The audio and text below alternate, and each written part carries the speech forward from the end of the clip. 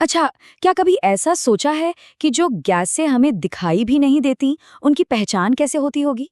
आज हम इसी पहेली को सुलझाएंगे। हम सीखेंगे कि कैसे एसिड्स और बेस यानी अम्ल और क्षार अपने पीछे कुछ केमिकल सुराग छोड़ जाते हैं और उन्हें पढ़ा कैसे जाता है। तो आगे क्या क्या होने वाला है? सबसे पहले हम एसिड और बेस के रिएक्शंस का एक पूरा मैप देखेंगे। फिर हम पॉप साउंड टेस्ट और लाइम वाटर टेस्ट जैसे मज़ेदार तरीकों को समझेंगे। और हाँ, आखिर में इस सारी जानकारी को हम असल सिचुएशन में इस्तेमाल करके भी देखेंगे। तो सवाल यही है, कोई अदृश्य गैस जो दिखती नहीं, उसे सिर्फ उसके छोड़े गए सुरागों से कैसे पहचाना जा सकता है? चलिए इन केमिकल संकेतों को डिकोड करना सीखते हैं और इस रहस्य से पर्दा उठाते हैं। तो चलिए शुरू करते हैं। सबसे पहले एक बड़ा खाका देखते हैं कि आखिर ये एसिड्स और बेस मतलब अम्ल और क्षार किन किन चीजों के साथ और कैसे कैसे रिएक्ट कर सकते हैं। अब यहाँ पर एक बहुत ही दिलचस्प बात सामने आती है।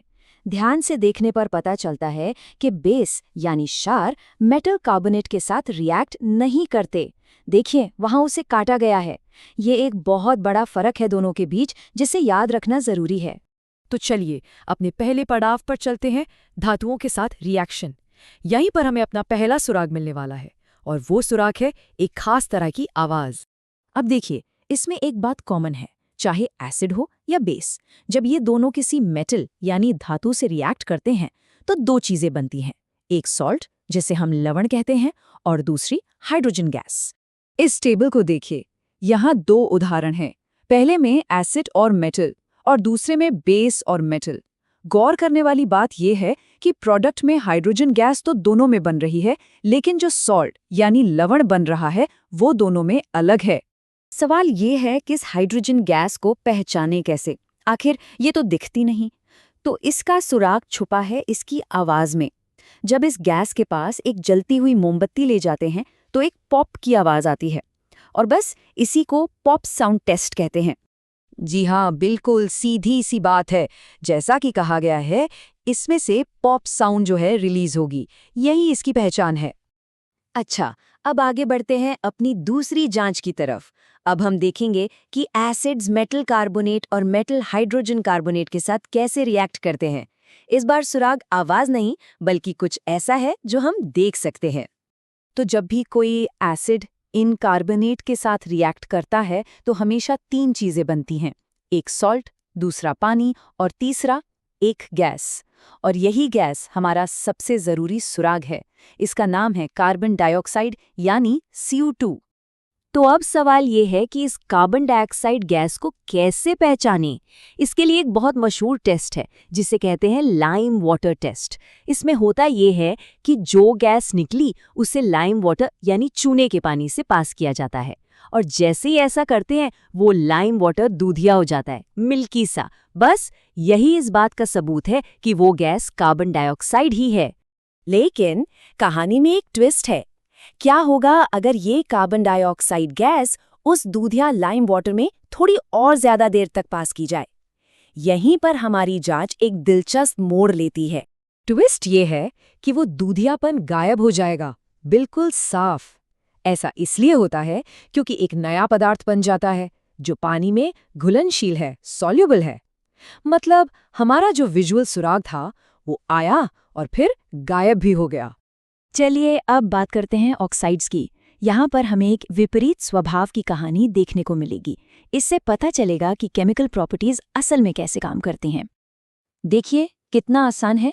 जो मेटालिक ऑक्साइड्स होते हैं यानी धातुओं के ऑक्साइड, उनका नेचर बेसिक होता है, वो क्षार की तरह होते हैं। और जो नॉन मेटालिक ऑक्साइड्स होते हैं उनका नेचर एसिडिक यानी अम्लीय होता है, बिल्कुल उल्टा।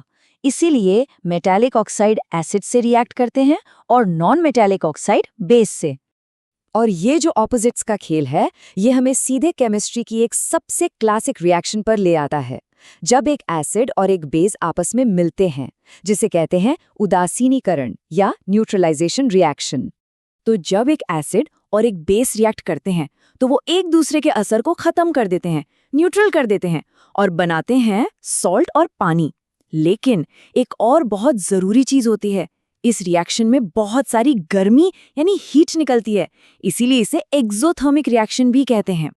तो अब तक हमने जो भी जासूसी की है और जो सुराग जुटाए हैं, अब समय है उस नॉलेज को टेस्ट करने का। चलिए कुछ केमिकल सिनेरियोज को डिकोड करते हैं। तो पहला सवाल ये है, हमारे पास एक अनजान ऑक्साइड का घोल है। जब उसमें लाल लिटमस पेपर डाला तो वो नीला हो गया। तो बताइए ये ऑक्साइड मेटालिक है या नॉन मेटालिक? चलिए इस केस को सुलझाते हैं। हमारा पहला सुराग, लाल लिटमस नीला हो गया। इसका सीधा मतलब है कि घोल का नेचर बेसिक यानी क्षारीय है। और हमने अभी अभी क्या सीखा था कि जो बेसिक ऑक्साइड होते हैं वो मेटालिक होते हैं।